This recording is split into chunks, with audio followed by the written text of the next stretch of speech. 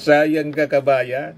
Pwedeng-pwede na sana, kung manindigan ka sa tama, pwedeng-pwede na sana na ikaw ang susunod na Pangulo. Katandi mo si Speaker Martin. Formidable tandem, mga kababayan. Kung ang babas-basa ng ating Pangulong Bongbong na successor niya, itong si Chis Escudero, tumakbong presidente. Tapos, Vice Presidente si Martin Romualdez. O kung hindi, si Martin Romualdez ang presidente, si Chis Escudero ang Vice Presidente. Pero di ba niya, Mr. Maravilla, sabi ng ating Pangulo, hindi siya interesado dito sa impeachment, kontra siya. Kontra siya bilang presidente. Ayaw niya kasi ng gulo. Malinaw naman yung mensahe ng ating Pangulo. Pero ang sabi ng ating Pangulo, nandyan na anya yan. Hindi ninyo nababasa. You have to read between the lines.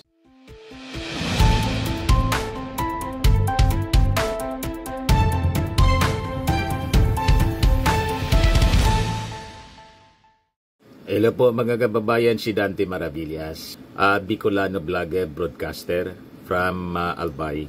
O ngayon, pag-usapan po natin itong issue kay Chis Escudero. Si Chis Escudero, sayang ka kabayan sa pagiging indecisive mo. Marami na mga kababayan nagagalit ngayon kay Chis Escudero kasi inuupuan yung impeachment trial laban kay Sara Duterte. Una, binago yung meaning ng forthwith. Yung forthwith na dapat immediately, naging 4 months. Tapos, nag-schedule siya.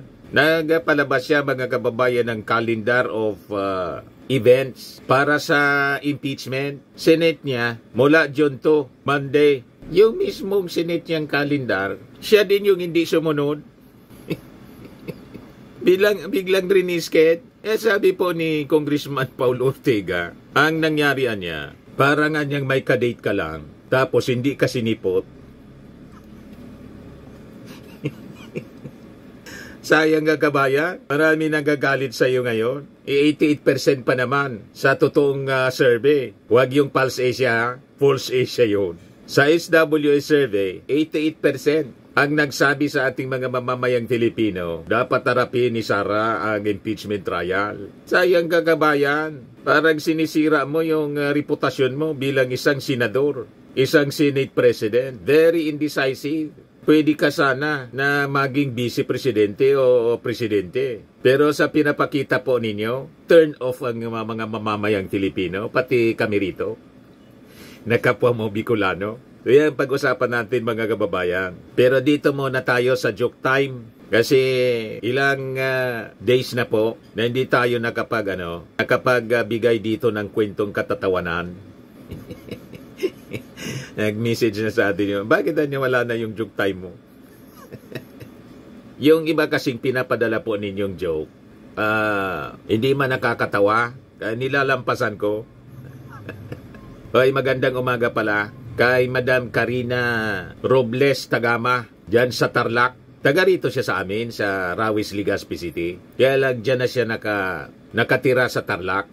Guidance counselor siya dyan sa St. Augustine Colleges Foundation sa Tarlac. Pati yung asawa niya, Bicolano. Number 1 fan natin dito, mga kababayan sa ating vlogging. Pati yung mga kaibigan ni Ma'am Karina Robles sa Tagama. Kamusta po kayo? Maraming salamat sa inyong panonood. Dito muna tayo mga kababayan sa joke time natin. Padala ni Donsky Orsales, taga-Agusan yata, dyan sa Mindanao. Yung anak nagtanong sa kanyang daddy. Sabi ng anak sa kanyang tatay, Daddy, ano ba ang kahulugan ng one for all for one? Sabi ng daddy, ganito siya anak. Parang dito sa bahay, anya. Yanan niya pag yung nagalit yung mama mo sa isa, damay-damay na tayong lahat.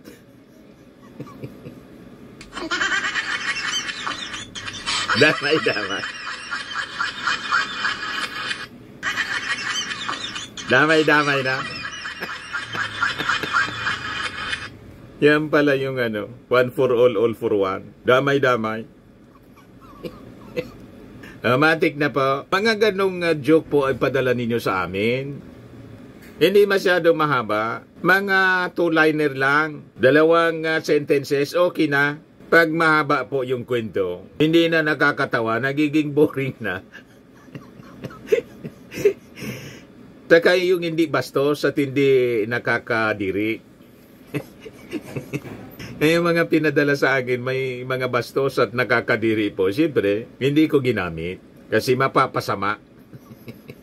Baka ma-restrict po tayo. Sayang ng ating 130,000 subscribers. Yung una nating channel, yung Dante Talks. Kung hindi po yun natanggal, baka mga 300,000 na po. 300,000 plus na yung ating subscribers. Kaya mahirap po isubo yung ating channel. Nag-iingat po tayo. Baka hindi pumasa sa community standards. May regulation yung YouTube po. O ito, mga kababayan, kasali ka na rin sa ating raffle. Padala mo yung GCash mo. 200 pesos matik na. O ngayon, mamaya kasi end of the month ngayon, magdodraw ako mga kababayan ng mananalo sa ating monthly draw. 5,000 pesos. Ang dami na po ng mga entries. Yan Ang dami na. O ngayon, pag hindi kayo nabunot, kasali ka pa rin. Kasali pa rin kayo sa grand draw. 10,000 pesos na yung cash prize. So abangan ninyo po yung ating draw mamaya. At the end of this video po, magdodraw ako sa ngayon mismo. Mamaya pag tapos ng ating discussion. Kaya abangan po ninyo yung mga nagpadala sa atin ng mga entries. O yung mga gustong sumali, padala ninyo yung inyong mga joke entries, Dante Maravillas Vlog, o kundi sa Dante Maravillas Facebook account. Sa Messenger po. O dito na tayo mga kababayan sa ating topic kay Chis Escudero. Marami na po nagagalit kay Chis Escudero. Sabi nga natin sayang nang mapili siya ng kanyang mga kasamahan bilang Senate President. Siyempre yung ating mga mamamayang Pilipino bilang Senate President, ang expectation sa kanya malaki bilang third highest official of the land. So siyempre, inaasahan natin na mag-perform siya ng maayos bilang Senate President. Italo pa siya mga kababayan ni Speaker Martin na number 4 sa highest ranking officials ng ating bansa pagdating po sa legislative performance at pagiging decisive. Di ba? So pwede sana mga kababayan, kung hindi nagpapakita ng kainaan itong si Chis Escudero, pwede sana siyang good material for Vice President or President. Pwedeng presidente po si Martin Romualdez, Vice President Chis Escudero. O di ba? Formidable tandem yan mga kababayan. O kung hindi, si Chis Escudero, ang presidente, vice president mo na si Martin Romualdez. Pangtapat, mga kababayan sa mga dilawan. Or kay Sara Duterte, na kating-kati na umupo bilang Pangulo. O diba? Pero sa ginagawa ngayon ni Chis Escudero mga kababayan, malamang hindi siya pag-usapan bilang material for President or Vice President. He will go down in history bilang isang Senate President na walang paninindigan and indecisive. Walang balls mga kababayan. Kaya pati yung mga loyalista po, disganado, sabi ni Benji Contreras, ano ba talaga ang plano ni SP Chis sa impeachment trial ni Sara? Una, hindi sinunod ang forthwith. Tapos, siyang gumawa ng impeachment calendar pero di niya sinunod ang June 2 presentation ng articles of impeachment sa Sabado. May impeachment pa ba, Chis? O sa Senado, may impeachment pa ba, Chis?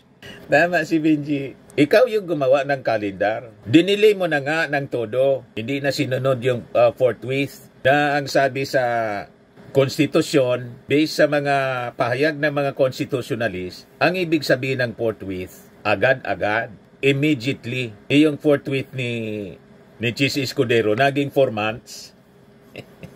Tapos nag-schedule siya. Sa Monday na sana, nire-schedule. Anong klaseng leader ka, Chis Escudero? Nakaka-turn off. Yan si Chis Escudero. Escudero resets presentation of impeached articles in Senate. Siya yung gumawa ng calendar pagkatapos hindi man niya sinunod yung calendar na ginawa niya mismo. Sayang ka kabayan. Pwedeng-pwede na sana, kung manindigan ka sa tama, pwedeng-pwede na sana na ikaw ang susunod na Pangulo. Katandi mo si Speaker Martin. Formidable tandem, mga kababayan. Kung ang babas-basa ng ating Pangulong Bongbong na successor niya, itong si Chis Escudero, tumakbong presidente. Tapos, Vice Presidente si Martin Romualdez. O kung hindi, si Martin Romualdez ang presidente, si Chis Escudero ang Vice Presidente. Pero di ba niya, Mr. Maravilla, sabi ng ating Pangulo, hindi siya interesado dito sa impeachment, kontra siya. Kontra siya bilang presidente. Ayaw niya kasi ng gulo. Malinaw naman yung mensahe ng ating Pangulo. Pero ang sabi ng ating Pangulo, nandyan na yan. Hindi ninyo nababasa. You have to read between the lines. Nilinaw pa nga ni Jose Castro kahapon. Ito, malinaw po ang sinasabi ng palasyo. Opo, maliwanag po ang sinabi ng Pangulo na sa simula po ay ayaw niya talaga po ng impeachment dahil maaaring meron pong ibang mga legal na pamamaraan kung dapat mapanagot ang dapat mapanagot. Pero ngayon po ang Vice Presidente po ay impeach na. Wala na po sa kamay ng Pangulo ito. Yun naman po ay kanyang suggestion lang kung maaari ay ayaw niya ng impeachment. Ang sabi po ng Pangulo, proseso. Tandaan po natin, sana po bago mag-analisa sa bawat sasabihin ng Pangulo, ilahat po ang kanyang mga sinasabi. Hindi lamang po sa sinasabi niyang ayaw niya ng impeachment. Tatandaan po natin, sinabi niya, doon sa press con sa Kuala Lumpur, before the Malacanang press corps sa Kuala Lumpur, sinabi po niyang hindi siya tumatakbo sa laban. At kanina sinabi rin po niya, nung naibalik na po, si dating Congressman Arnteve, sinabi rin po niya na the people is assured that lawlessness will not go unpunished. Sa pagkakataon pong itong impeachment trial, alam po natin that impeachment trial is not the business of the executive. Hindi po makikialam ang Pangulo patungkol po dyan, pero sinabi po niya na dapat umandar ang proseso. Respeto ang due process. So, ito po ay nasa kamay na ng mga prosecutors, nasa kamay na po ng Senado. Pag sinabi po natin proseso, dapat sundin ang batas. Di ba malinaw? Sundin ang proseso, sundin ang batas. Nasa kamay na ng Senado. So dapat, simulan na ninyo ang impeachment trial.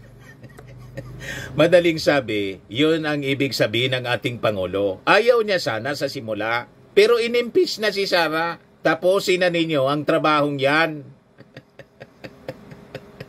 Napakalinaw, mga kababayan. Siyempre yung presidente po, nakakaya naman sa kanya na siya yung presidente. Pagkatapos, kayo ni team niya dati, itong si Sara. Pagkatapos, siya pa yung interesado na i-impeach mismo yung vice-presidente. Di ba nakakaya ang ganon? May kahihiyan, mga kababayan, ang ating Pangulo. Hindi tulad ng alam na ninyo na walang iya. First year pa lang sa opisina yung ating Pangulo bilang presidente. Gusto nang palitan. May delikadesa po ang ating Pangulo. Ayaw niya na siya mismo. Kaya nga po si Sandro, hindi man niya pinigil. Anak niya yon, si Sandro. Number 1 na pumirma sa impeachment. At sinulong ni Pinsan yung impeachment ni Martin Romualdez. Hindi ba yun malinaw ang mensahe? Pag hindi pa malinaw, talagang malabo ang pagkaintindi ninyo. Pero sa amin po, malinaw na malinaw. Kaya, Cheese, galaw-galaw naman dyan. Galit na ang ating mga mamamayang Pilipino. Remember, 88% sa mga mamamayan gustong harapin. Dapat harapin daw ni Sara ang impeachment trial. Yun ang result ng latest survey ng SWS. Huwag kayong naniniwala dyan sa false Asia. Talagang false. Kaya ito na yung mga balita ngayon, Sabi sa report ng Politico News, stalling for survival. Chis Escudero uses Sara Duterte's impeachment to keep power. Yan sabi rito. Senate President Francis Escudero seems to be playing a calculated game to delay the impeachment proceedings against Vice President Sara Duterte.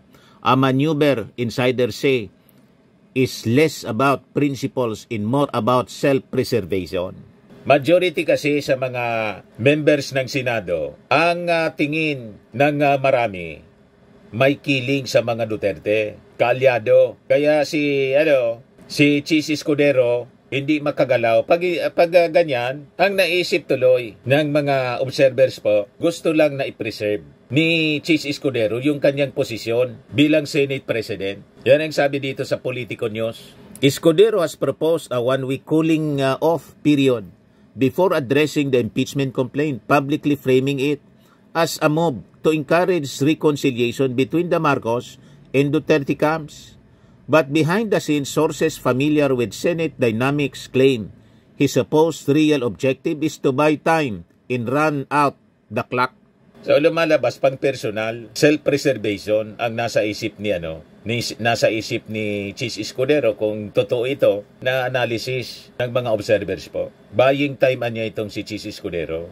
Kabayan, manindigan ka sa tama kung gusto mong maging Pangulo. Hindi lang ng Senado. Yang pagiging Pangulo mo ng Senado, temporary yan. You are at the mercy ng majority dyan sa Senado. Ilan lang sila. Ang tingnan mo yung political future mo. Pag nagkamali ka rito at naging inutil ka dito, kabayan, sa issue ng impeachment kay Sara, that will be the end of your political career. Wala ka ng pag-asa maging presidente pa o vice-presidente. Siguro, senador uli sa mga susunod na panahon. Yan kung mangyari pa yan. Kung sumama yung tingin sa inyo ng ating mga mamamayang Filipino, kasi 88% po sa ating mga mamamayan, based sa survey ng SWS, gustong-gusto nila na simulan na ang impeachment kasi bitin sila. Gusto nilang malaman gaano talaga katotoo na nilustay ni Sara yung milyon-milyon na confidential funds. Kasi si Sara, iwas posit po.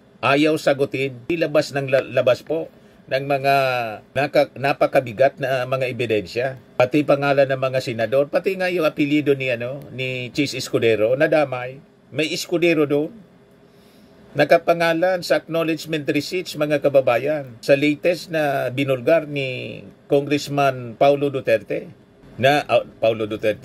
Ortega ng La Union. So ingatan mo, kabayan. Ikaw pa naman ang inaasahan namin na pwedeng maging presidente na Bicolano na mas qualified kaysa kay Leni Robredo. Mas saludo naman ako dito. Mas magaling naman po si Chis Escudero kung ikukumpara natin kay Leni Robredo. So kung si Chis Escudero po tumakbo na presidente or vice-presidente, basta tama ang kanyang mga ginagawa ngayon, malamang manalo. Pag hindi po, wala na. Hanggang dyan ka na lang, Chis. Wala nang pag-asa yung mga Bicolano na magkaroon ng presidente o vice-presidente. Ang ganda sana ng tandem. Pag naayos mo to, ibalik mo yung dating tapang tulad nung panahon ni GMA. Diba sumikat ka noon? Dahil sa mga issue against GMA. Kayo yung mga young guns noon. Chis Escudero, Alan Peter Cayetano, si Mig Zubiri, kaya nga naging mga senador kayo. Kayo yung mga kapitapitagan na mga congressmen, young congressmen noong panahon. Pero bigla pong nawala yung dating inaangaan na Chis Escudero na palaban. Di ba? Sabi dito po sa balita ng Politico News, his offer to delay rather than dismiss or defend the complaint outright is widely seen as a last-ditch effort para makakuha daw ng pabor sa Duterte allied bloc sa Senado, whose support he needs in the looming leadership shake-up sa Senado po. Kasi yan nag-announce na interesado na lumaban sa pagka-presidente ng Senado si Tito Sen, dating Senate President. Tapos nagsalita na rin si Amy Marcos. Si Amy Marcos, kahit kalay-kabit po, pang 12, gustong maging Senate President na para i-acquit si Sara Duterte. Yun ang intention niya. Yung Duterte Black, mga kababayan, serving not the Filipino people but the interest of the Dutertes. Yun ang masaklap. Kailangang manindigan ka, Chis. Win or lose dapat. Basta sa kapakanan ng ating mga mamamayan. Tama si Laila de Lima. Tingin ko, Chis, pag hindi mo ito naayos, lulubog ng tuluyan yung political career. And ang tataas sa politika at malamang makabalik tumakbong senador, o baka nga tumakbong vice-presidente, o presidente ng mga dilawan, either si Laila de Lima, si Risa Ontiveros, or si Leni Robredo, or si Bam Aquino. Marami silang materials po. Nagkikita nila nanindigan ng tama at matapang. Di ba? Makakabalik niyan yung mga dilawan pag ganyan. At mawawala yung pangalan po ninyo as one of those fighters in the Senate or in Congress. Lalo nang kayo po ay congressman pa lang. Huwag mong sayangin, Cheese, ang oportunidad na to. Kaya sabi ni Laila de Lima, to abandon impeachment is to abandon people. Kung talagang walang sapat na batayan ang mga akusasyon, ang ebidensya mismo ang magpapakita niyan. Hindi ang chismis, hindi ang takutan. Sabi ni Laila de Lima, ang pagsunod sa constitutional process ang dapat, kaya hindi dapat ilaglag ng Senado ang tungkulin nito na dinggin ang impeachment complaint laban sa Vice Presidente. Panahon na para muling itindig ang saligang batas. Panahon na para igiit na katotohanan ang dapat maging pundasyon ng ating pamahalaan. Tama po. Ang rason ni Chis Escudero, dapat daw kasi pagbigyan, tapusin yung legislative agenda. Sabi naman ni Coco Pimentel, outgoing senator, yung legislative agenda niya should give way to Duterte's impeachment trial. Base niya sa rules ng impeachment, paragraph X, at 2 o'clock in the afternoon, or at such other hour as the Senate may order of the day appointed for the trial of an impeachment, the legislative business of the Senate, if there be any, shall be suspended, and the Secretary in the Senate shall give notice to the House of Representatives that the Senate is ready to proceed upon the impeachment trial of in the Senate chamber. Ganyan na niya ang spirit ng impeachment. You give it priority kasi nga, sabi ng konstitusyon, itaposin nyo na agad yan. Mag-trial na kayo para matapos na. Yung forthwith mga kababayan, ginawang 4 months ni Chis Escudero. Ang ibig sabihin ng forthwith, immediately, agad-agad. Yung agad-agad, naging 4 months. Tama ba yun? Kaya makikita mo ang pagiging very indecisive ni Chis Escudero. Hindi tulad sa pag-ugali mga kababayan. Nanginayang tayo. Hindi tulad sa pag-ugali ni Martin Romualdez, mabilis gumalaw. Kahit sa pagpasa po ng mga batas na sinusulong ng ating Pangulong Bongbong Marcos, mas maraming na ipapasa yung Congress kaysa sa Senado. Kaya dapat talaga maging presidente itong dapat siyang susunod na presidente itong si Martin Romualdez. Sabi dito sa report ng People's Tonight, kalibre ng leadership ni Romualdez subok na. Sabi ni Congressman Ortega, napatunayan natin ang kalibre ng leadership ni Speaker Romualdez. That's why we are seeing overwhelming support across party lines. 280 out of 285 lawmakers who express support for his speakership have already signed a manifesto backing him as Speaker for the 28th Congress. Ibang kalibre po ni Martin. Bakit po? Ayan ipinagdiwang ng mga leader ng Kamara ang mga tagumpay sa batas sa ilalim ng pamumuno ni House Speaker Martin Romualdez. Habang 285 mambabatas ang nagpahayag ng suporta sa kanyang speakership para sa 20th Congress. Kaya malabo yung ambisyon ni Pulong. Gustong sabi ni Sara Duterte, itutulak niya daw na tumakbo sa pagka-speaker. Wala na po 280 ang pumirma na. Kahit si Gloria Macapagal Arroyo, tahimik lang tumahimik na si GMA. Wala siyang binatbat. Hindi uobra kay Martin Romualdez. Walang numero sila. Nire-respeto po ng ating mga congressmen. Tinutukan ng Kamara ang pagtatapos ng 19th Congress na may near-perfect record sa pagtupad sa mga legislative commitment sa ilalim ng Common Legislative Agenda at kinilala ng mga mambabatas mula sa iba-ibang panig ng politika ang matatag at nakatutok na pamumuno ni Speaker Martin Romualdez bilang bahagi ng tagumpay na ito. We discuss admin matters at hindi lang near-perfect ang record ng House sa pamumuno ni Speaker Romualdez. Historic pa, sabi ni Ortega. Binigyan din naman ni Speaker Romualdez ang mataas na antas ng tagumpay ng institusyon. Sa legislatura, partikular na ang pagpasa sa 27 sa 28 panukalang batas ng Legislative Executive Development Advisory Council.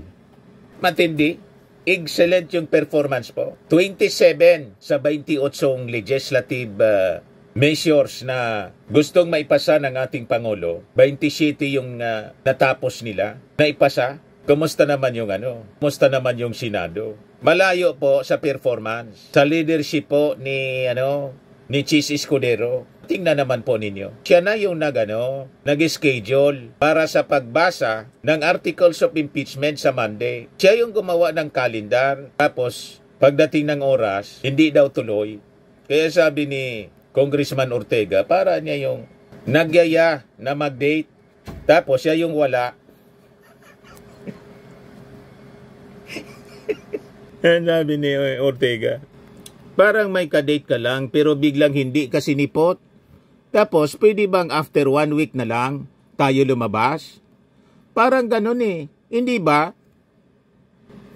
Naka-ready ka na, nakabihis ka na, tapos hindi pala tuloy yung date mo. Parang ganun yung feeling.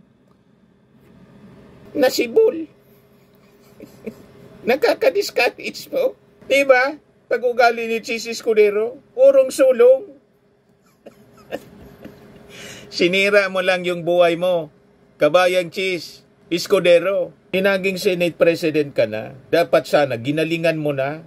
Di ba? Ayan tuloy, nagyabang Nagyabang na naman po si Sara Duterte. Ako niya, ready sa bloodbath.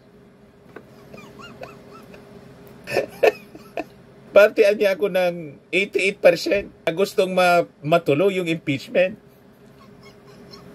Ready siya sa bloodbath. So, binigyan na naman ninyo ng bala yung kayabangan ni Sara Duterte. Pero, mabuti yan na magyabang siya na magyabang. Ito, sabi dito sa report ng abogado.com.ph, I'm part of the 88%. BP Sara says she wants to face impeachment traps. Ano mga senador? Hayaan ninyong paglaruan kayo ni Sara Duterte? Nasa sa inyo yan. Anyway, ang ultimate judge, hindi kayo, kaming mga mamamayang Filipino. We are closely watching sa inyong mga pag-ugali. Tama? Ano sabi dito? Vice President Sara Duterte said she agrees with 88% of Filipinos who say that she should address impeachment charges and corruption allegations against her, adding that she wants the opportunity to clear her name. Duterte made a statement in response to a social weather station survey which showed that 68% say Duterte definitely should answer the impeachment charges and another 20% say she probably should. So, pag inad mo siya, 88%. So, sabi ni Sara, I totally agree. Kasama ako doon sa 88% na yan na nagsasabi na ako ay parang thankful sa opportunity na malinis yung pangalan ko at masagot yung mga akusasyon sa akin. Di ba? Nakatulong pa sa propaganda. Grinab pa ni Sara Duterte yung opportunity para makapag-propaganda na siya ready. So anyway po, hintay ulit tayo ng 1 week. Abala na po kayo. Just post your comments. Ano ang inyong damdamin dito sa patuloy na pagdidelay? Inuupuan ni Chis Escudero yung impeachment trial. So, as I promised pala, mga kababayan kanina, magdodraw na tayo. Monthly draw para sa mga entries na pinadala ninyo sa Joke Time. Joke Time portion natin. So, pipili tayo mga kababayan ng isang mananalo. So, ito siya. Kuha tayo.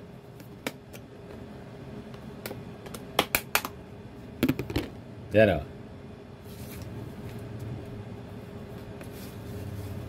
I-draw natin. Haluin natin mga kababayan. Kuha tayo ng sa ilalim. Ito na. Nakakuha na ako.